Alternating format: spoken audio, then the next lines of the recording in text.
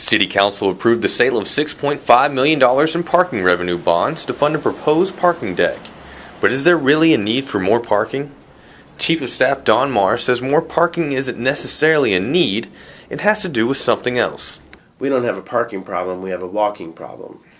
If you were in Washington, D.C., where I grew up, and you could park at this parking lot right here outside of City Hall and get to Dixon Street, you have hit the lottery.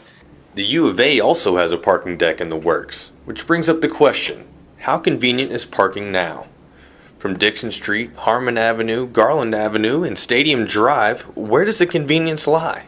Our primary destination is Old Main, and our first starting point is the West Avenue parking across from the Walton Arts Center. Walking uphill most of the way, students can make the trip in about 870 steps. Our next starting point brings us to the Harmon Avenue parking garage, and with about 820 steps, the Old Main entrance is once again in sight. The Stadium Drive parking deck connected to the Union is next. In making a V-line to Old Main, a student can make it in just about 630 steps.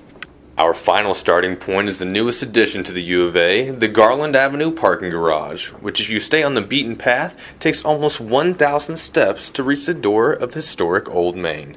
But if there are no spaces available, especially with record enrollment, parking isn't even an option. Here are our students' best bets. For the Lemke Report, I'm Nick Oliver.